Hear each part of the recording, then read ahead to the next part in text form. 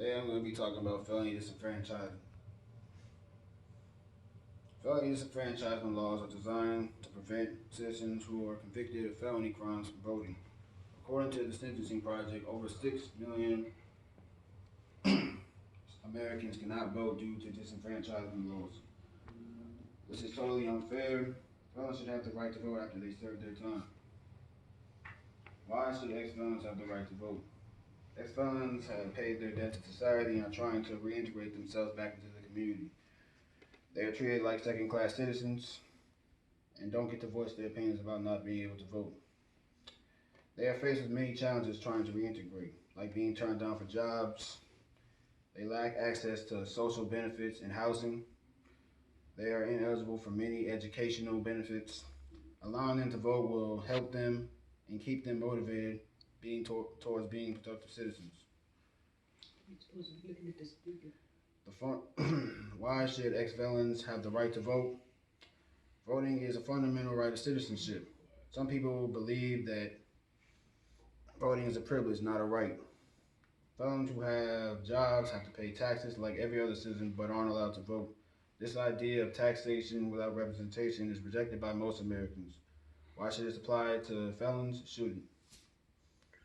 Why should ex-felons have the right to vote? Voting will reduce recidivism by giving them stakes in their community and the country. According to the Sentencing Project, law enforcement officials are beginning to see this as a public safety issue. They say that bringing ex-felons into the voting process will make them stakeholders, which will steer them away from future crimes. In conclusion, why ex-felons should have the right to vote? Not allowing ex-felons the right to vote after they serve their time is still punishing them for their crimes. Many states agree that having restored votes for ex-felons. A 2016 survey found that 60% of Americans think that the right to vote is an important factor for ex-felons. This is good news, but we still have a long way to go to make sure that ex-felons have the right votes are protected. This is a map of felony disenfranchisement by state. In Virginia, felons are permanently disenfranchised, meaning that they can't vote unless the governor of Virginia restores their voting rights. Maine and Vermont hold no restrictions for felony disenfranchisement, meaning that these states allow ex-felons to vote.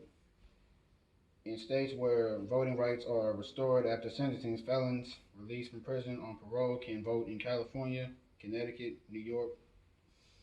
In states where voting rights are restored after sentencing, felons released from prison on parole and probation can vote in Pennsylvania, Ohio, North Dakota, Illinois, and Utah.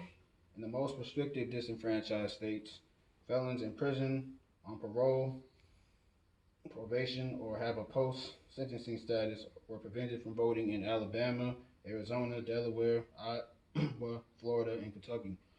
Thank you. That was very well done. It really was.